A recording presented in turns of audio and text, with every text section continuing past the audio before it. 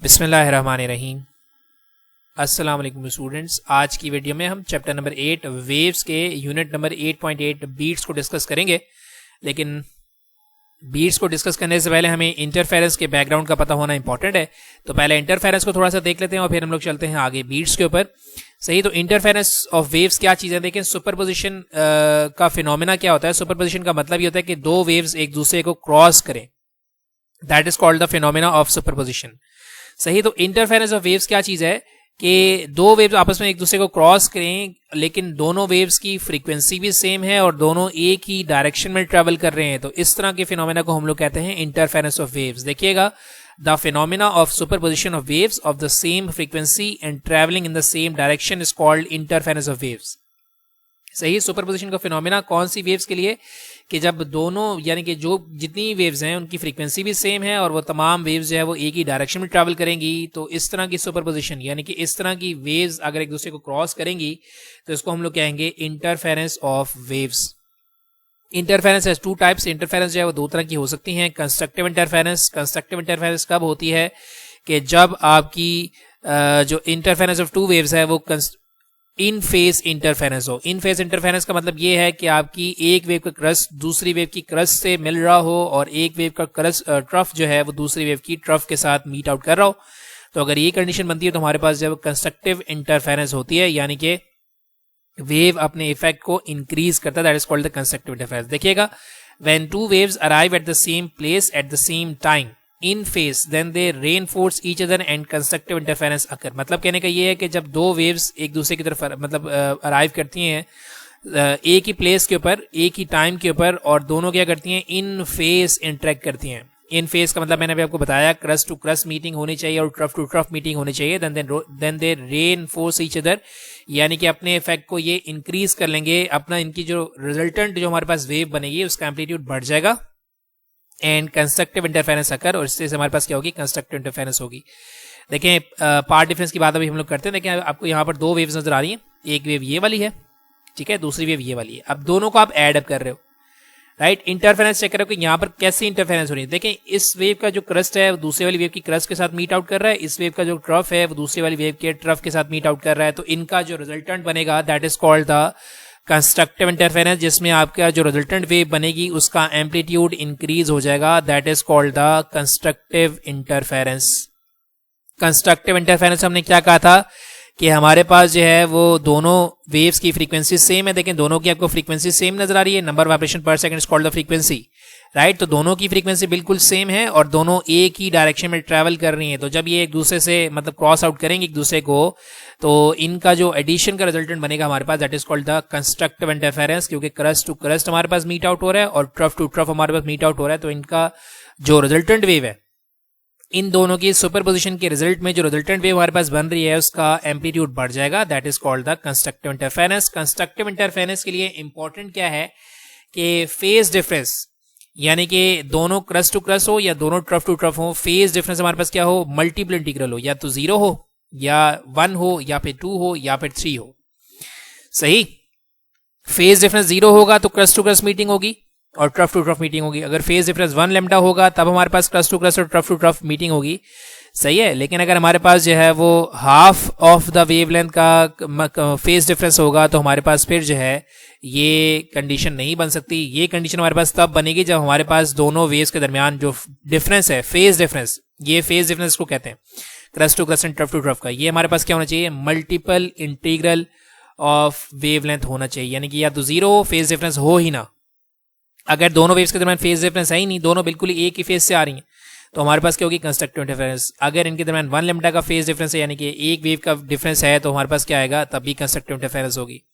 तो ये हमारे पास है कंस्ट्रक्टिव इंटरफेरेंस का फिनोमेना। और इसका रिवर्स जो है हमारे पास वो क्या है, डिस्ट्रक्टिव इंटरफेरेंस का फिनोमेना, कि when two waves arrive at the same place at the same time but are out of phase then destructive interference occur। और ऐसी इंटरफेरेंस की जिसमें आपकी वेव जो है वो एक ही टाइम पर एक ही प्लेस में जो है वो इंटरफेयर कर रही हैं लेकिन आउट ऑफ फेस इंटरफेरेंस कर रही हैं। Out of face, out of face का मतलब है 180 degree out of face. Out of face का मतलब क्या है, एक वेव का क्रस्ट है तो दूसरी वेव का ट्रफ आ रहा होगा, राइट।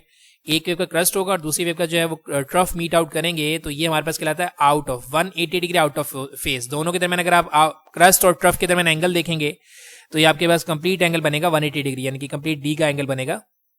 इसको हम लोग कहते हैं आउट ऑफ फेस। सही, तो देखें इसके फेस डिफरेंस की बात करते हैं। देखें ये आपको नजर आ रहा है कि ये आपके पास एक वेव है, ये आपके पास सेकंड वेव है, राइट। अब इस वेव का हमारे पास क्रस्ट है और इस वेव का हमारे पास क्या है, ट्रफ है। This situation is called the out of face meeting situation. इसमें हमारे पास ये दोनों वेव्स क्या कर रही हैं, आउट ऑफ वेव मीट कर रही है। अब देखें इसका इस वाली वेव का ट्रफ आ गया है और इस वाली वेव का हमारे पास क्रस्ट आ गया, तो ये भी हमारे पास क्या आउट ऑफ फेस कंडीशन है। क्रस्ट टू ट्रफ मीटिंग होगी out of phase, crest to crest और ट्रफ टू ट्रफ मीटिंग होगी तो इन फेस कंडीशन। दो वेव्स इन फेज होंगी तो कंस्ट्रक्टिव इंटरफेरेंस, दो वेव्स आउट ऑफ फेज होंगी तो destructive interference. Constructive interference, constructive का बेसिक मीनिंग है तामीर करना, बढ़ाना, है ना, और डिस्ट्रक्टिव का मतलब है तबाह कर देना। तो देखें डिस्ट्रक्टिव के रिजल्ट में हमारे पास क्या हो रहा है, जो रिजल्टेंट वेव बन रही है उसका एम्पलीट्यूड बिल्कुल ही क्या हो जाता है, खत्म। क्योंकि अगर ये इनका दोनों का एम्पलीट्यूड मतलब कि दोनों की फ्रीक्वेंसी सेम है तो डिस्ट्रक्टिव इंटरफेरेंस में क्या होगा कि ये बिल्कुल क्या कर देंगे, एक दूसरे के इफेक्ट को कैंसिल कर देंगे और आपकी वेव क्या हो जाएगी, उसका एम्पलीट्यूड बिल्कुल नेग्लिजिबल हो जाएगा, जीरो हो जाएगा। सही, that is the difference between the constructive and destructive interference. सही है, तो ये हमारे पास क्या है, इंटरफेरेंस है। अब हम लोग चलते हैं अपने जो है वो मेन टॉपिक है, that is called the beats. अब बीट्स क्या चीज है, आप जरा ध्यान से देखिएगा। बीट्स क्या चीज है, the periodic vibration in the loudness of sound which is heard when two notes of nearly the same frequency are played simultaneously is called beats. इसमें ये कहा जा रहा है कि अगर दो वेव्स जिनकी फ्रीक्वेंसी में थोड़ा सा डिफरेंस हो वो आपके जो है वो ईयर पर आएंगी तो आपको दो अलग अलग वेव्स यानी कि दो अलग अलग साउंड्स सुनाई नहीं देंगी, बल्कि एक ही साउंड सुनाई देगी जिसका जो एम्पलीट्यूड है वो इंक्रीज करेगा और फॉल करेगा। That is called the beats. सही, इस डेफिनेशन देखें ये आप अच्छा एक बात मैं आपको बता दूं बेटा, बहुत सारे बच्चे मुझे कहते हैं सर आप पत्नी कराची बोर्ड की बुक से पढ़ा रहे हैं, आप पंजाब बोर्ड की बुक से पढ़ा रहे हैं, आप जो है वो केपीके की बुक से पढ़ा रहे हैं। तो बेटा मैं फेडरल बोर्ड की ही बुक से पढ़ा रहा हूँ। कुछ चीज़ें जो है वो बुक के अंदर मौजूद नहीं होती या कुछ चीज़ें ऐसी होती हैं जो कि बुक की वर्डिंग बहुत हार्ड होती है, स्ट्रॉन्ग वर्डिंग होती है जो कि आपको समझ नहीं आती। तो आपकी आसानी के लिए मैं कहीं और से आसान लफ्ज़ों वाली डेफिनेशन को इंक्लूड करवाता हूं ताकि आपको प्रॉब्लम ना हो। इसका ये मतलब नहीं है कि मैं कोई और कोर्स पढ़ा रहा हूं। देखिए बेटा, मेरा काम आपको याद करवाना या रट्टा लगवाना नहीं है, मेरा काम आपको कॉन्सेप्ट देना है ताकि आपको सारे जिंदगी के लिए चीज़ समझ आए। सिर्फ आप वक्ती तौर पर याद ना करें, समझें चीज़ को। सही है, तो देखें अब ये जो हमारे पास डेफिनेशन है ये थोड़ी सी हार्ड वर्डिंग में है। That the periodic vibration is the loudness of sound, यानी कि आपकी जो फ्रीक्वेंसी है मतलब पीरियोडिक वाइब्रेशन है उसमें लाउडनेस में जो है वो क्या होता है, जब टू वेव्स एक ही फ्रीक्वेंसी मतलब कि same nearly the same frequency तकरीबन एक जैसी फ्रीक्वेंसी की आपके ईयर के पास आएंगी तो आपको जो है वो आवाज में लाउडनेस या फिर कम लाउडनेस सुनाई देगी। That is called the beats. तो इसकी आसान जो है मैं आपको एक्सप्लेनेशन में बताता हूं कि when two sound wave of same amplitude, एक ही जैसा एम्पलीट्यूड है but slightly different frequencies reach the ear, जब दो साउंड वेव यानी कि एक साउंड वेव अलग है दूसरी साउंड वेव अलग है और दोनों का एम्पलीट्यूड सेम है लेकिन मतलब थोड़ा सा फ्रीक्वेंसी में डिफरेंस है। एम्पलीट्यूड सेम है, एम्पलीट्यूड बिल्कुल सेम है लेकिन फ्रीक्वेंसी में थोड़ा सा डिफरेंस है। जब ये दोनों वेव्स ईयर के पास पहुंचती हैं, we do not hear two different sound, हम दो अलग अलग साउंड्स को हियर नहीं करते बल्कि क्या करते हैं, but a single sound which rises and falls in intensity periodically, यानी कि हमें दो अलग अलग साउंड सुनाई नहीं देती, एक ही साउंड सुनाई देती है कि जिसकी शिद्दत बढ़ जाती है। इंटेंसिटी का मतलब होता है शिद्दत, इंटेंसिटी बढ़ जाती है और फिर क्या करती है, फॉल करती है, फिर इंटेंसिटी बढ़ती है, फिर क्या करती है, फॉल करती है। This phenomena is known as beats. अब आपको जो डेफिनेशन आसान लगे उसको आप जो है वो अडॉप्ट कर सकते हैं। बुक वाली आसान लगे बुक वाली कर सकते हैं, ये वाली आपको आसान लगे तो ये वाली कर सकते हैं, जो आपको आसान लगे आप वो कर सकते हैं। सही है, तो मतलब कहने का ये है कि जब दो मतलब टू साउंड वेव्स जिनका एम्पलीट्यूड सेम है लेकिन फ्रीक्वेंसी में थोड़ा सा डिफरेंस है, जब ये दोनों फ्रीक्वेंसी आपकी ईयर पर पहुंचती हैं तो आपको दो अलग अलग साउंड सुनाई नहीं देती बल्कि एक ही साउंड सुनाई देती है कि जिसकी जो इंटेंसिटी है वो बढ़ती है और कम हो जाती है, फिर बढ़ती है फिर कम हो जाती है। That is this phenomena is known as the beats. सही है। अब देखें, beats are produced due to the interference of two different waves of same amplitude travelling the same speed in the same direction but having slightly different frequencies. हमने क्या कहा था interference of waves के लिए कि हमारे पास सेम एम्पलीट्यूड हो, same frequency हो, लेकिन यहां पर क्या हो रहा है कि हमारे पास सब कुछ सेम है, सेम स्पीड है, सेम डायरेक्शन है, लेकिन फ्रीक्वेंसी में थोड़ा सा डिफरेंस है। तो जब फ्रीक्वेंसी में थोड़ा सा डिफरेंस है ना, तो हमारे पास प्योरली इंटरफेरेंस नहीं होगी, मतलब या तो सिर्फ क्रस्ट इंटरफेरेंस के अंदर क्या होता है कि या तो जो है कंस्ट्रक्टिव इंटरफेरेंस होती है या फिर डिस्ट्रक्टिव इंटरफेरेंस होती है। यहां ऐसा नहीं होगा, यहां पीरियोडिकली काम चलेगा। यहां हमारे पास क्या होगा, देखें यहां मैं आपको ये दिखा रहा हूं कि ये दो आपके पास दो वेव्स हैं, एक मेरे पास है y1, दूसरी मेरे पास क्या है y2 है। अब देखें, इसकी ऊपर वाली जो वेव है इसकी फ्रीक्वेंसी और नीचे वाली फ्रीक्वेंसी के अंदर बहुत ही छोटा सा जो है वो डिफरेंस आपको नजर आ रहा होगा। सही है। तो इस डिफरेंस से ये हो रहा है कि आपके पास देखें, पहले तो आपके पास देखें यहां पर क्या हो रहा है, क्रस्ट टू क्रस्ट मीटिंग हो रही है, तो आपकी जो इंटेंसिटी है वो बढ़ेगी, साउंड की इंटेंसिटी क्या होगी, बढ़ेगी। लेकिन आप देखें यहां, आप देख रहे हैं यहां आपका देखें ये क्रस्ट है और ये क्या है, ट्रफ है, तो ये क्या है, आउट ऑफ फेस। अभी मैंने आपको इन फेस और आउट ऑफ फेस का डिफरेंस बताया। तो जब ये आउट ऑफ फेस हो जाएगा तो आपके पास इंटेंसिटी क्या हो जाएगी, बिल्कुल जीरो हो जाएगी। हम लोगों ने पढ़ा कि अगर दो साउंड वेव जो है वो आउट ऑफ फेस मीट करते हैं तो हमारे पास करते हैं उनकी इंटेंसिटी बिल्कुल जीरो हो जाती है, नेग्लिजिबल हो जाती है। अगेन उसके बाद अगर आप आगे चल रहे हैं तो यहां देखें, यहां आपको देखें, ये देखें ये वाला क्रस्ट और ये वाला crest, crest to crest meeting हो रही है, तो आपके पास जो है वो मैक्सिमम जो है वो आपका एम्पलीट्यूड जा रहा है। और फिर देखें यहां पर देखिएगा, ये देखें ये क्रस्ट और ये क्या बन रहा है, ट्रफ, तो यहां पर आपके पास क्या आ रहा है, मिनिमम जो है वो इंटरफेरेंस का रिजल्ट आ रहा है। तो ये हमारे पास है बीट्स, जिसमें हमारे पास जो है वो पीरियोडिकली साउंड की इंटेंसिटी बढ़ेगी, फिर कम होगी, फिर बढ़ेगी, फिर कम होगी, फिर बढ़ेगी, और इस तरह से हमारे पास जो है वो बीट्स का फिनोमेना चलता रहेगा। लेकिन ये फिनोमेना कब होगा कि जब हमारे पास इंटरफेरेंस तो हो, लेकिन आपकी फ्रीक्वेंसीज में थोड़ा सा डिफरेंस होना चाहिए, स्लाइटली डिफरेंट फ्रीक्वेंसीज। सही है। तो ये हमारे पास है बीट्स का फिनोमेना। और हम लोग जो है वो मैं आपको यहाँ पर एक एनिमेशन दिखाता हूँ। देखिए यहाँ पर एनिमेशन में आपको ये नजर आ रहा है, इसको मैं रोकता हूँ अभी, ये देखिए। अब जरा यहाँ पे ध्यान से देखिएगा, ये देखें ये हमारे पास मैक्सिमम इंटेंसिटी है ना। यहाँ पर मैक्सिमम इंटेंसिटी क्यों है, क्योंकि देखें बिल्कुल क्रस्ट से आपका क्रस्ट मीट आउट कर रहा है। तो यहाँ पर आपके पास इंटेंसिटी क्या है, लाउडनेस क्या है, बिल्कुल मैक्सिमम है। जबकि अगर आप यहां देख रहे हैं तो देखें रेड वाली वेव का क्रस्ट है और इसका क्या है, रेड वाली वेव का जो है वो ट्रफ है और ब्लू वाली वेव का क्या है, क्रस्ट है। तो जब ये आपकी आउट ऑफ फेस मीटिंग होती है तो आपके पास पीरियोडिक की जो हमारे पास जो इंटेंसिटी है वो बिल्कुल क्या हो जाती है, नेग्लिजिबल हो जाती है। तो देखें यहां से आपके पास देखें इन फेस से आप कहाँ जा रहे हैं, आउट ऑफ फेस जा रहे हैं आहिस्ता आहिस्ता। तो आपके पास जो है वो इंटेंसिटी कम से कम होती जा रही है। और फिर यहां से दोबारा से देखें क्या होगा कि आपके पास जो है वो फ्रीक्वेंसीज के डिफरेंस के साथ साथ आपकी जो है वो इंटेंसिटी बढ़ना शुरू हो जाएगी। तो this phenomena basically is known as the beats when two slightly different frequencies meet at a point, then we cannot hear two different sound but a single sound which increase or falls in intensity. सही, ये हमारे पास है beats का phenomena. अब हम लोग चलते हैं आगे। इसका जरा आप थोड़ा सा जो है वो देख लीजिए कि किस तरीके से आपको देखिए नजर आ रहा है यहाँ पे कि इंटेंसिटी बढ़ रही है, फिर इंटेंसिटी कम हो रही है, फिर इंटेंसिटी बढ़ रही है, फिर इंटेंसिटी कम हो रही है। ये हो रहा है हमारे पास फिनोमेना ऑफ बीट्स। सही है। आगे चलते हैं। नेक्स्ट हमारे पास क्या है, देखिए ये आपके मैंने बुक का ही यहाँ पर पेज लगा दिया, क्योंकि अक्सर बच्चों ने बार बार मुझे कहा है कि सर आप बुक से नहीं पढ़ा रहे, सर आप बुक से नहीं पढ़ा रहे। तो बेटा मैं कॉन्सेप्ट देने की कोशिश करता हूँ। अब कॉन्सेप्ट आपको देखें बुक के अंदर कुछ जो है ना वो चीज़ें डायरेक्ट बताई जाती हैं आपको, उनके अंदर का जो है वो कॉन्सेप्ट गिवन नहीं होता, क्योंकि कंटेंट बहुत मतलब इतना ज़्यादा कंटेंट बुक के अंदर रखा नहीं जा सकता। तो फिर मैं आपको अंदर की बात ही बताने की कोशिश करता हूँ, अंदर का कॉन्सेप्ट क्या है वो भी बताने की कोशिश करता हूँ। जैसे अब यहाँ पर ये कह रहा है कि आपके पास 2 ट्यूनिंग फॉक्स है।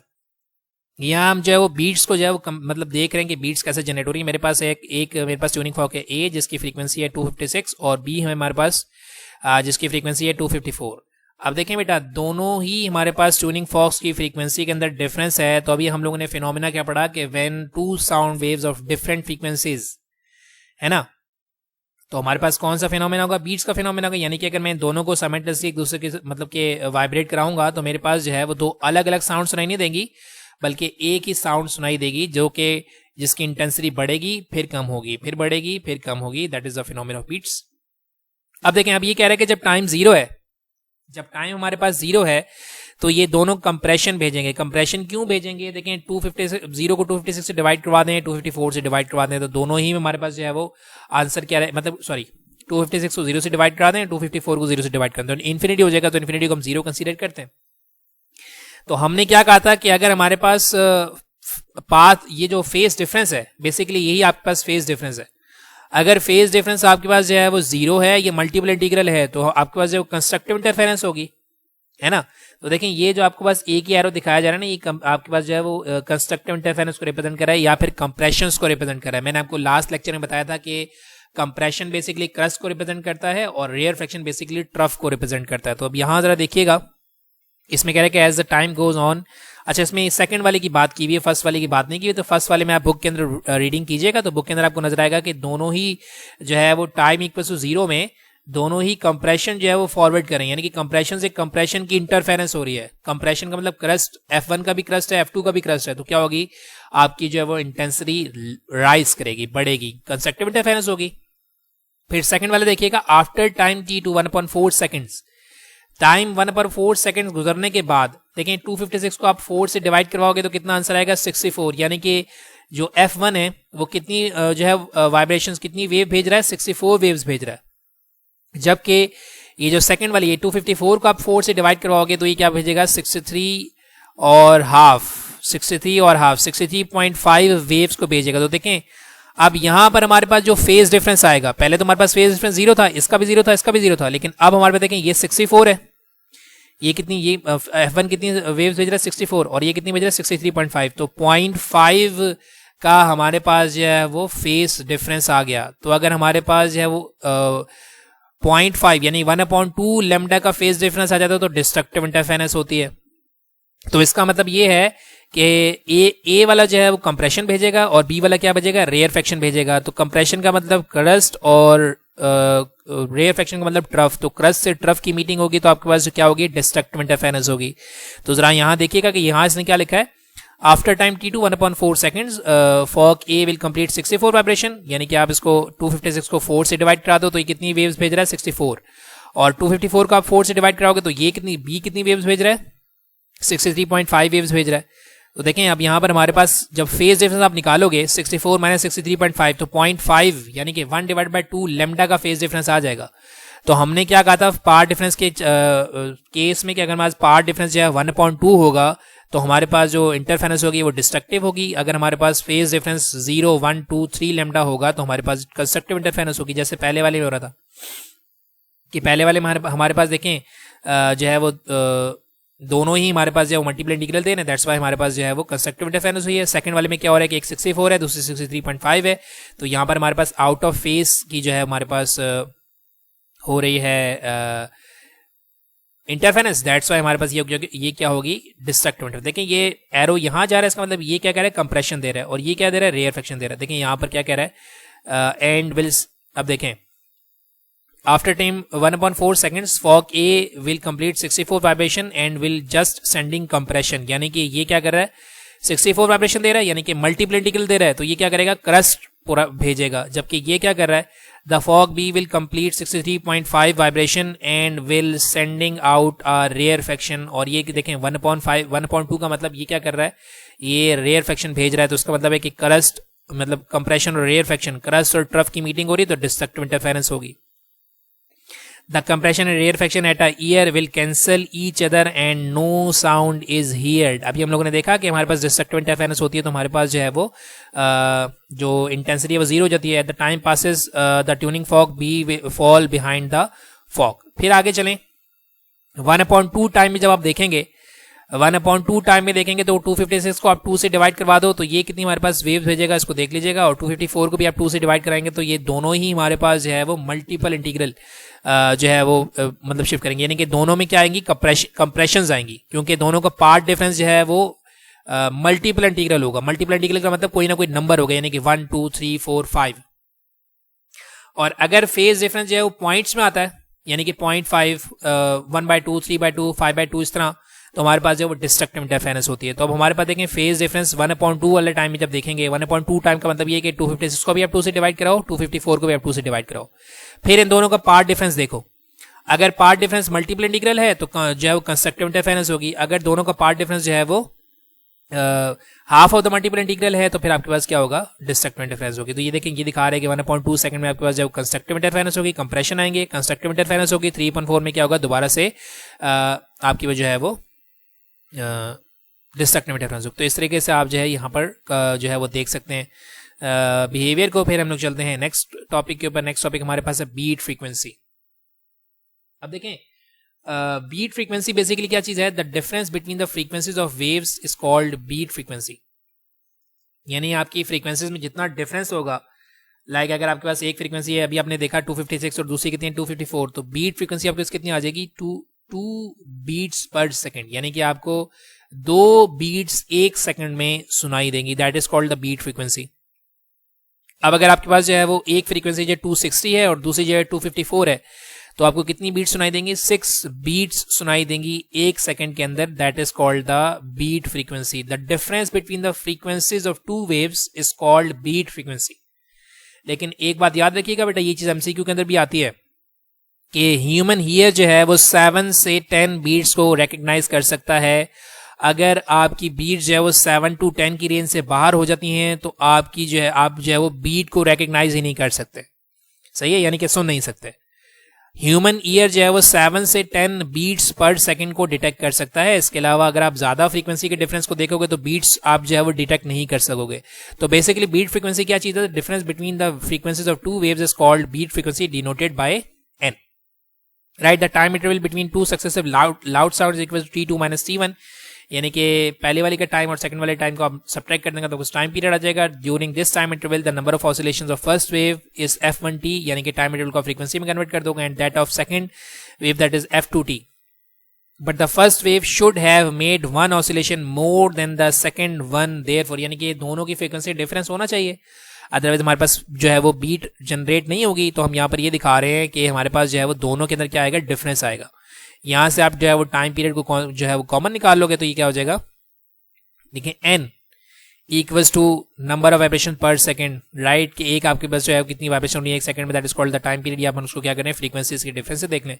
तो बेसिकली हमारे पास जो मोटो है ना, मोटो हमारे पास क्या है कि फ्रीक्वेंसीज का डिफरेंस जो है ये हमारे पास क्या है, बीट फ्रीक्वेंसी। तो ये टाइम पीरियड को आप जो है वो छोड़ भी सकते हैं। तो आपने देखना ये है कि फ्रीक्वेंसीज का जितना डिफरेंस होगा उतनी ही बीट्स आपको सुनाई देंगी एक सेकंड के अंदर। सही, जैसे मैंने आपको बताया कि अभी आपकी जो बुक के अंदर गिवन है कि आपके पास एक 256 है, दूसरी 254 है, तो आप कितनी बीट फ्रीक्वेंसी कितनी हो गई, 2 बीट्स पर सेकंड, यानी कि 2 बीट्स, 2 दफा आपकी जो है वो साउंड राइज करेगी, 2 दफा फॉल करेगी। That is called the beat frequency. सही, तो इस फॉर्मूले को आपने यहां तक देखना है, that beat frequency n equals to f1 - f2, यानी कि फ्रीक्वेंसीज का डिफरेंस जितना होगा उतनी ही आपको बीट्स सुनाई देंगी। ज्यादा डिफरेंस होगा तो ज्यादा बीट सुनाई देंगी, कम डिफरेंस होगा तो कम बीट्स सुनाई देंगी आपको। सही, आगे हम लोग चलते हैं where f1 - f2 equals to f beat frequency and t is the time period of the beat, यानी कि कितने टाइम में आपकी जो बीट्स बन रही है।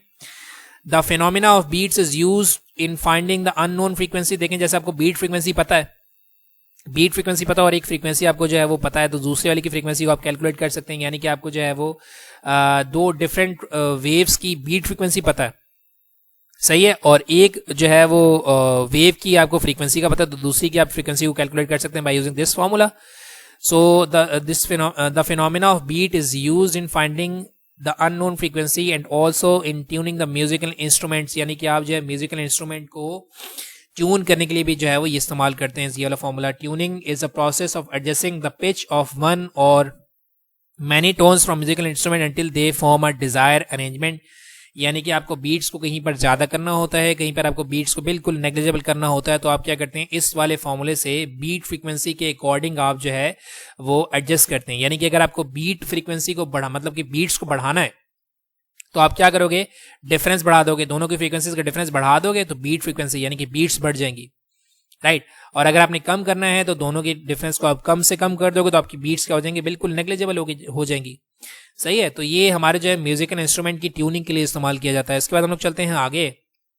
देखिए आगे देखिएगा, when you are tuning you are trying to match the frequency of one note to another. Basically आप क्या कर रहे होते हैं कि एक जो आपके पास वेव की फ्रीक्वेंसी है उसको दूसरी वेव की फ्रीक्वेंसी के साथ मैचिंग करने की कोशिश कर रहे होते हैं। आपने देखा है कि वो जो गिटार वगैरह बजाते हैं या सितार जो वगैरह जो होते हैं उनकी जो वो पेजेस मतलब लगे हुए होते हैं, वो बेसिकली आप फ्रीक्वेंसी को एडजस्ट कर रहे होते हैं अपनी जो है अपनी मतलब कि अपने टोन के अकॉर्डिंग आप जो है उसको एडजस्ट कर रहे होते हैं कि आपने जो किस तरह की जो है वो ट्यून बनानी है। तो बेसिकली एडजस्ट करने का मतलब ये होता है कि आप फ्रीक्वेंसी को मैचअप कर रहे होते हो, या तो आपने बीट्स को बढ़ाना है या बीट्स को कम करना है। सही है। Tuning is the process of adjusting the pitch of one of many tones from musical instrument until they form a desire arrangement. ये पिच क्या होती है आपको पता है, shrillness of the sound is called the pitch. तो आप basically क्या कर रहे होते हैं कि आप जो है वो म्यूजिकल इंस्ट्रूमेंट की जो है वो टोन्स को एडजस्ट करने के लिए आप क्या करते हैं, इनको मतलब कि फ्रीक्वेंसीज को मैचअप करते हैं ताकि बीट्स को बढ़ाया या कम किया जा सके। When you are tuning you are trying to match the frequency of one note to another. If the two pitches you play at different frequencies it will produce a beating sound which is called interference beats। अगर आपकी दो sounds की pitch जो है वो match नहीं करती है, यानी कि एक की पिच कुछ और है दूसरी की पिच कुछ और है, पिच का मतलब है कि ज्यादा फ्रीक्वेंसी, पिच का मतलब होता है हाई, मतलब ज्यादा पिच होगी साउंड की तो ज्यादा फ्रीक्वेंसी होगी। सही है। तो मतलब कहने का ये है कि अगर आपकी दो साउंड्स की जो फ्रीक्वेंसी है वो अलग अलग है तो फिर आपके पास क्या होगी, इंटरफेरेंस बीट्स प्रोड्यूस होंगी। As the two notes approach a harmonic relationship the frequency of beating decreases. आप क्या करें, जब इनका रिलेशनशिप बनाएंगे तो आप क्या करेंगे, बीट को कम करेंगे।